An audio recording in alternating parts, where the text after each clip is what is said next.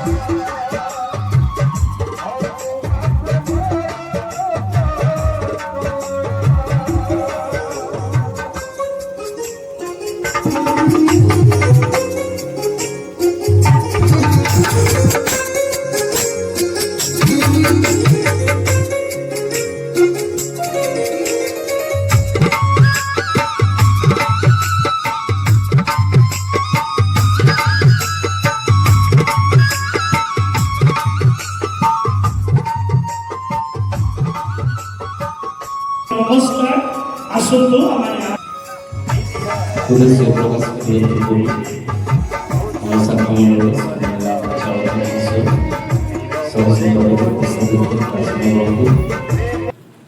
समीक्षक उद्देश्य हूँ मझियारे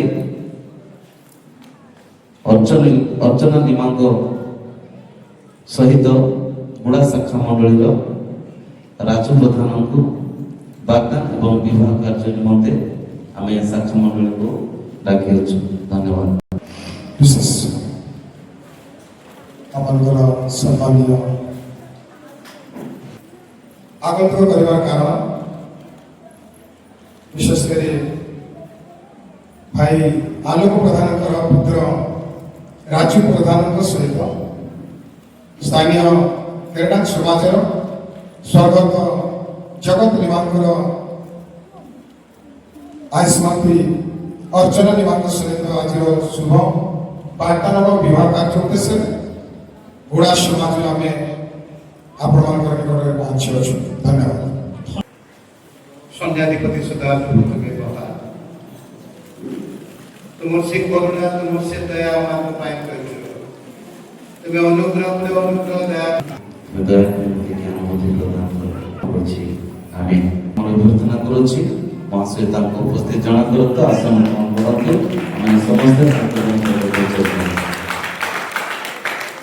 धन्यवाद से आम शाखा मंडल सम्मानित चालक महाशय को प्रभु जीशुकर मधुर महानाम प्रार्थना करे महाशय उपस्थित जना कर आसन ग्रहण करते धन्यवाद।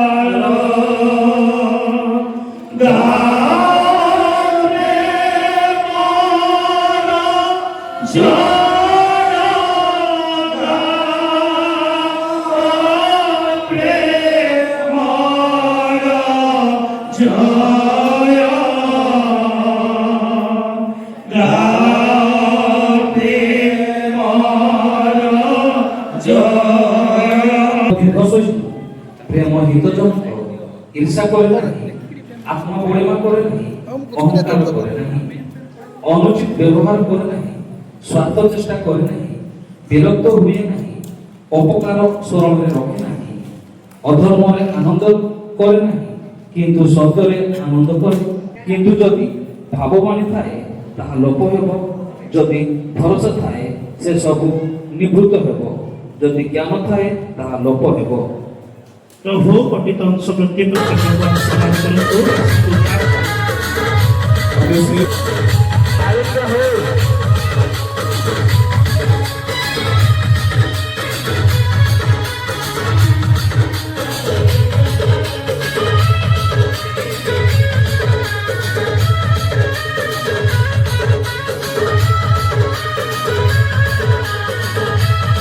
ପ୍ରଭୁଙ୍କର ବର୍ତ୍ତମାନ ଆମମାନେ ଝିଅ ପରିବାର প্রধান যুবক ও বয়স 26 বর্ষ বৃত্তি ব্যবসায় ডুবিত কি অডুবিত নিবাস কে গুড়া নিয়মিত উপাসনা যোগ দিଅନ୍ତି କି ହଁ କୌଣସି ପ୍ରକାର ନିଶାଦ୍ରବ୍ୟ ବ୍ୟବହାର କରନ୍ତି କି ନାହିଁ ମଣ୍ଡଳୀରେ ସମସ୍ତ ଦେୟ ଦେଇ ପରିଶୋଧ କରିଛନ୍ତି କି ହଁ କୌଣସିଠାରେ ବାଗଦାନ କିମ୍ବା ବିବାହ ହୋଇଛି କି ନାହିଁ ଝିଅଙ୍କର ମତ ଆମେ ପଚାରିବାକୁ ଯାଉଛୁ ସଭାନେତ୍ରୀ ଭଉଣୀ ଅଛନ୍ତି ତେବେ ସେ ପଚାରିବେ ତାଙ୍କ ଉଦ୍ଦେଶ୍ୟ ଆମମାନଙ୍କୁ ସେ ଜଣାଇବେ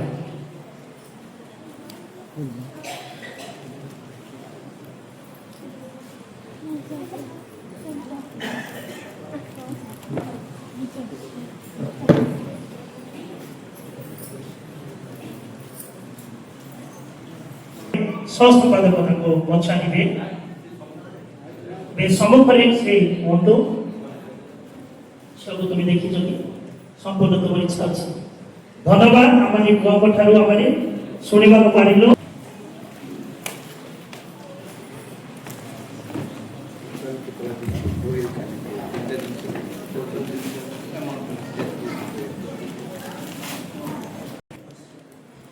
ଦୁଇ ସୁନାର ହାର 1 ତୋଳା 4 ଅଣା 2,19,000 ଚୀନା ଶାଢ଼ୀ ସେଟ୍ 3,200 ବିବାହ ଶାଢ଼ୀ ସେଟ୍ 5,500 ଟଙ୍କା 2,33,919 ଟଙ୍କା ମାତ୍ର 2,33,919 ଟଙ୍କା ଧନ୍ୟବାଦ କରିବେ ଏ ଉପହାର ନିମନ୍ତେ ଆମେ ପ୍ରାର୍ଥନା କରିବାକୁ ଯିବା ଆମ ଶାଖା ମଣ୍ଡଳୀର ସମ୍ମାନୀୟ ପ୍ରାଚୀନ ପ୍ରଧାନ ଅଛନ୍ତି ସ୍ଥାନକୁ ଆସିବେ ସେ ପ୍ରାର୍ଥନା କରିବେ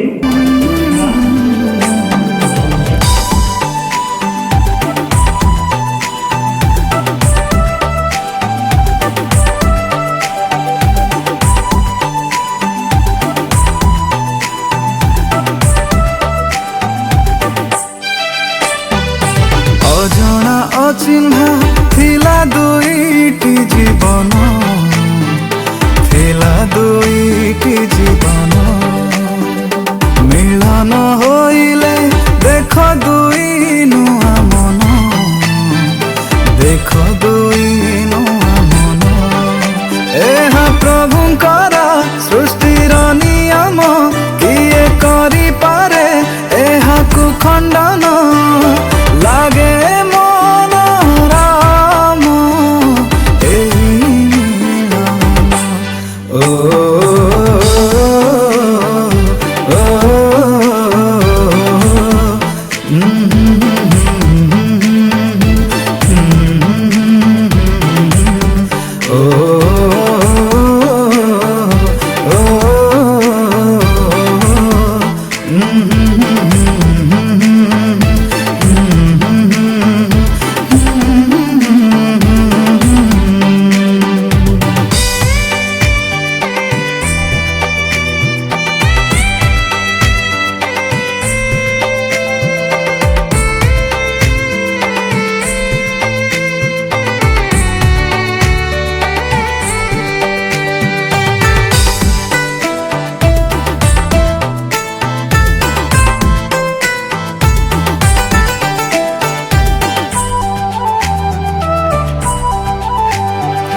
নিজ সাধু সে মনুষ্য যেবে ধূলিরে কালে নির্মাণ সহধ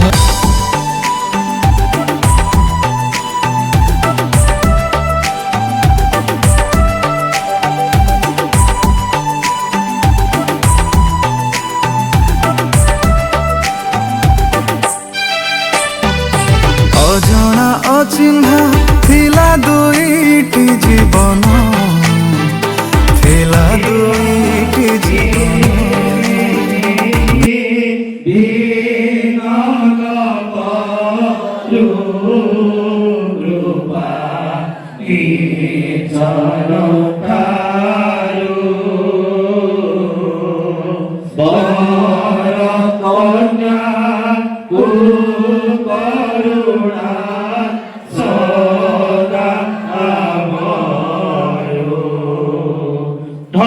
ଆସନ୍ତୁ ଧର୍ମଶାସ୍ତ୍ର ଗୋଟେ ଅଂଶ ଆମେ ପାଠ କରିବା। ଆମର କୋଷାଧ୍ୟକ୍ଷ ମହାଶୟ ଆଦି ପୁସ୍ତକ 24 ପର୍ବର ତାର 53। ଅନନ୍ତର ସେଇ ଦାସ ରୂପା ଓ ସୁନାର ଆବରଣ ଓ ବସ୍ତ୍ର ବାହାର କରି ରିବିକାଙ୍କୁ ଦେଲା। ପୁଣି ତାହାର ଭ୍ରାତା ଓ ମାତାକୁ ହିଁ ବହୁମୂଲ୍ୟ ଦ୍ରବ୍ୟ ଦେଲା। ନେବେ ବିବାହର ସମାପ୍ତି ପର୍ଯ୍ୟନ୍ତ ସେ କାର୍ଯ୍ୟକୁ ତଳାଇ ନେବେ। ଆମର ପୁରୋହିତ ମହାଶୟ ଉଭୟ ଯଦି ଆମେ ସମସ୍ତେ ଉଚ୍ଚ ବର୍ତ୍ତମାନ ଦେଇ ତାଙ୍କୁ ଆମେ ସମ୍ମାନିତ କରିବା। ଧନ୍ୟବାଦ।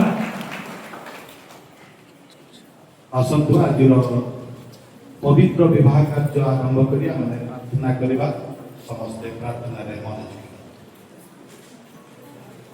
ପବିତ୍ର ମଙ୍ଗଳମୟ ସର୍ବସ୍ତ ପିତା, ତୁମରି ପବିତ୍ର ନାମର ଧନ୍ୟବାଦ କରିଛୁ।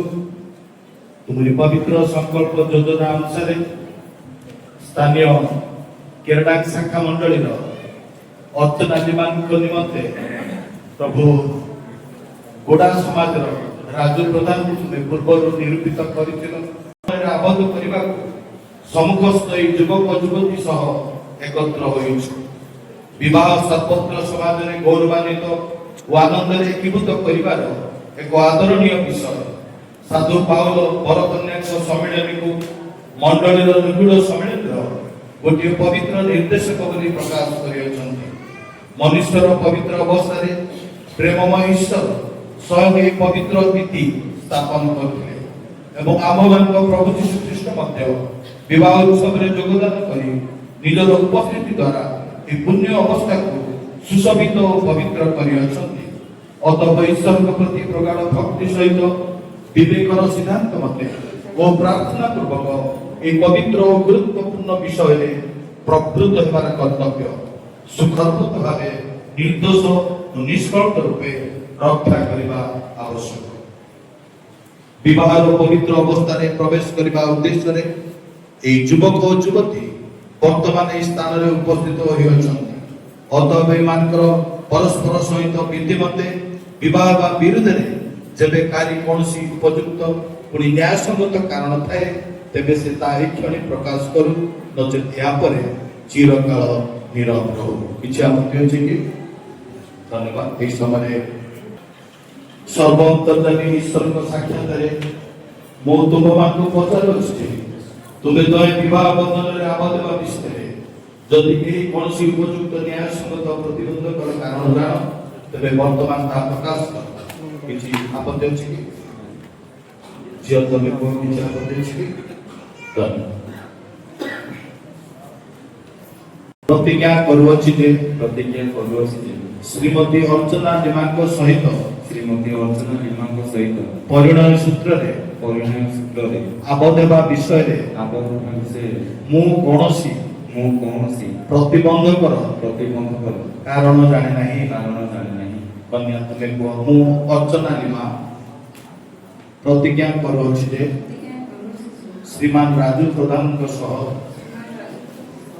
ପରିଣୟ ସୂତ୍ରରେ ଆବଦ୍ଧ ହେବା ବିଷୟରେ ମୁଁ କୌଣସି ପ୍ରତିବନ୍ଧକର କାରଣ ଜାଣେ ନାହିଁ।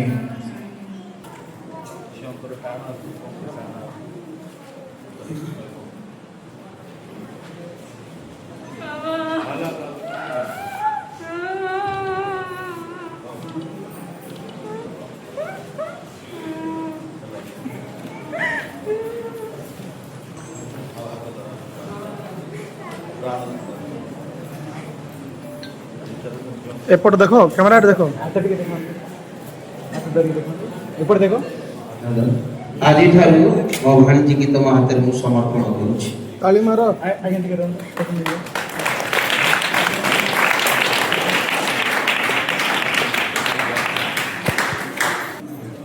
ଏହି ସମବେତ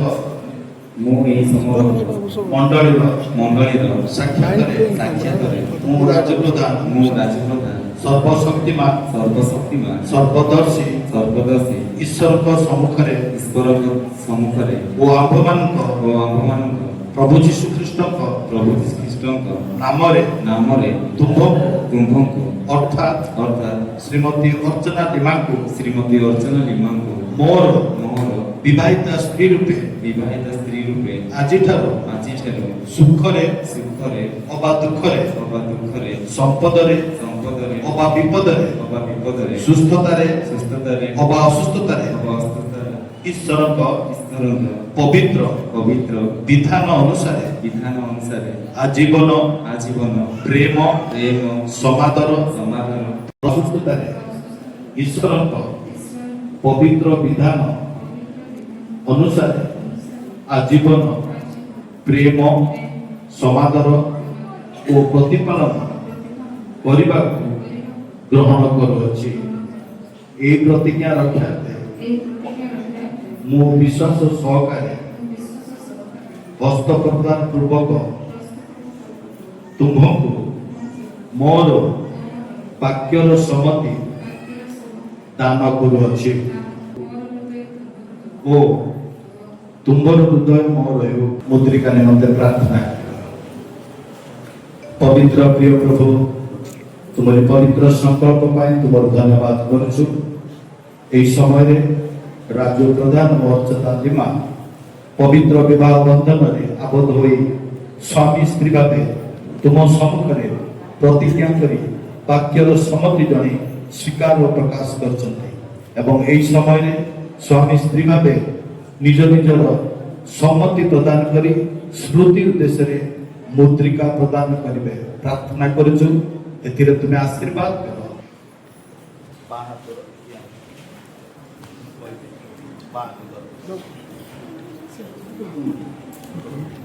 आराम से करे तांको साइड हटे तांको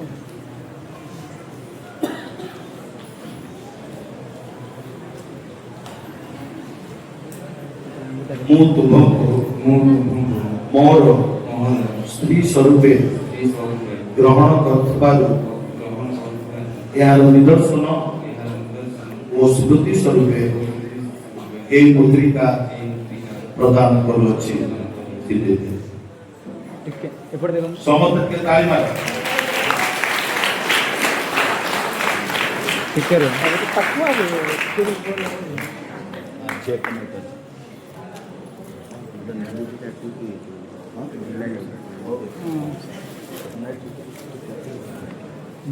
ପାଖରେ ଗଲା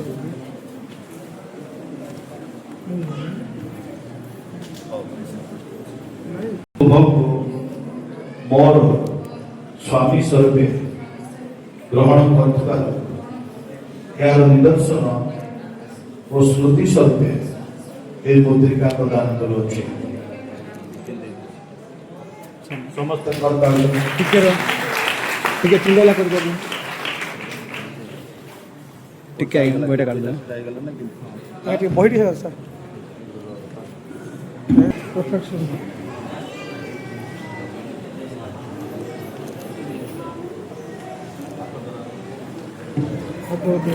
ଅର୍ଚ୍ଚନା ଲିମା ଶ୍ରୀ ରାଜୁ ପ୍ରଧାନଙ୍କର ବିବାହିତା ସ୍ତ୍ରୀ ହେଲେ ସମ୍ପୂର୍ଣ୍ଣ ଭାବେ ଅର୍ଚ୍ଚନା ଲିମାଙ୍କ ଉପରେ ତାଙ୍କର ଅଧିକାର ରହିଛି। ଏହି ସମୟରେ ତାଙ୍କ ମୁଣ୍ଡର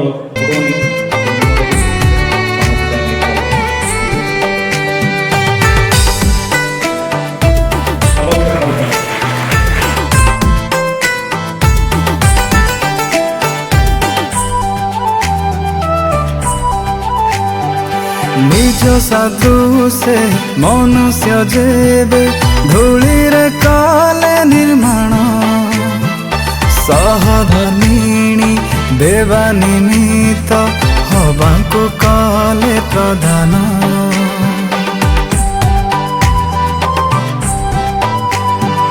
সেই নিয়ম প্রভুଙ୍କ হাম ହୋଇଛି ଆଜି ପୂରଣ मीनसी हाथ लिप्साଙ୍କୁ ଦେଇ ବାନ୍ଧିଲେ ପ୍ରେମ ବନ୍ଧନ ଏହା ପ୍ରଭୁଙ୍କର ବିଧିର ବିଧାନ କିଏ କରିପାରେ ଏହାକୁ ଖଣ୍ଡନ ଲାଗେ ମନ ରାମ ଏହି ମିଳନ ଓ